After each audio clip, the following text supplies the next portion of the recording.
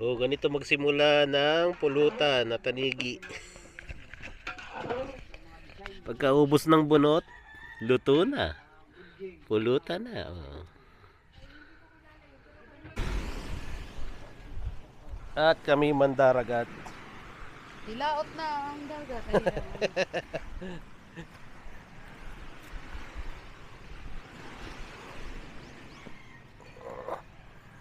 Ay, dagat. Oh. Lulas ka pa. Yan yung mga seaweeds. Lawak ng dagat to. Daming nyo gano'n.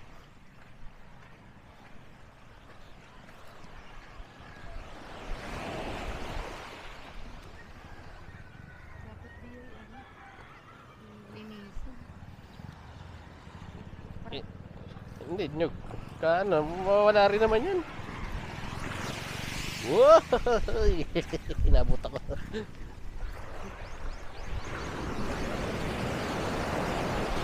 Dito. Oh, maangat na naman, oh. Ganda, lumalabas yung isla, no?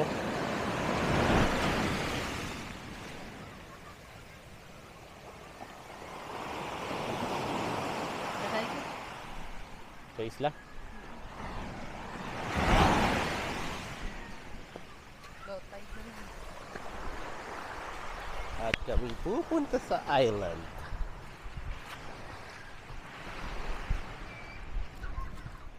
Mukhang malayong laka rin. Oo nga.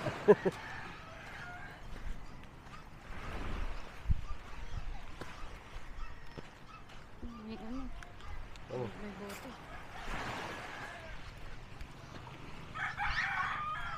Pero kahit paano, konti lang yung plastic. Ano? Oh. Puro nyug.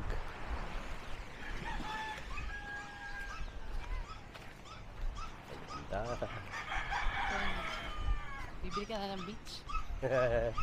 Beach side. Okay, yun ang gawin na yan, no? Pwede na yan, no? Oo, yung tabi ng ilog. Sabi ko kay Ate Erin. Papatayo lang ako ng isang kubo. Isang kubo. Tapos kawayan lamang. Papa-install ng korente. Sa deep well. Hindi po. O kaya Sabi niya tangke. hindi pwedeng maliit. Dapat 1 hektarya. Ayun pala. Tumutubo naman ang mga halaman dito. Eh.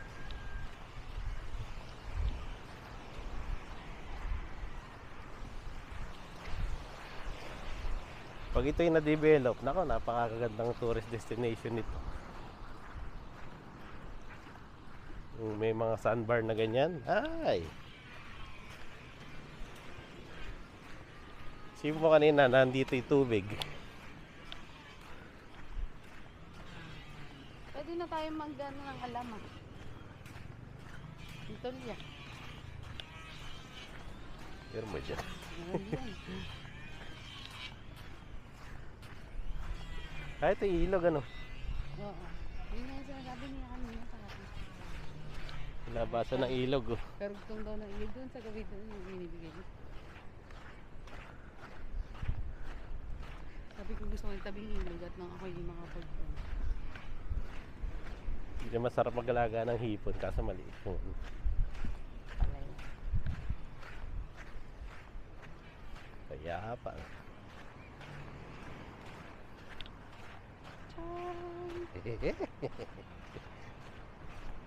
Island getaway. Kaya magbuburake tayong tao. Ito, ha? Lahat ng yan. Sa'yo, mamaya wala na yan. Lulubog na. Rocky no more.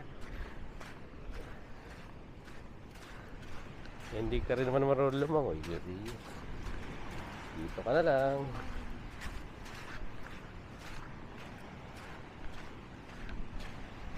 Ito, fresh water. Tapos dagat.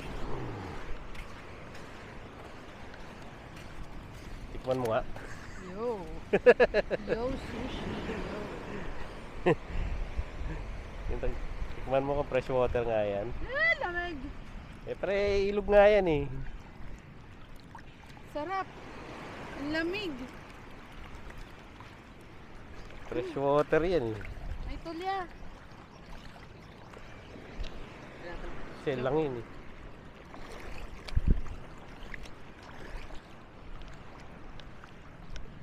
Oo nga, fresh water yan.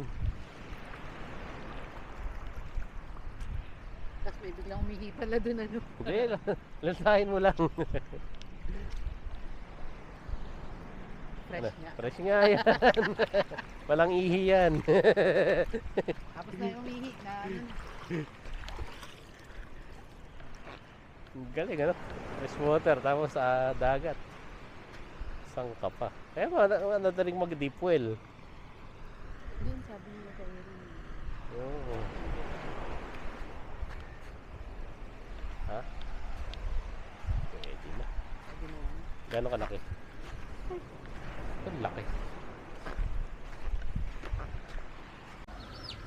Yan ang manok na ulikba.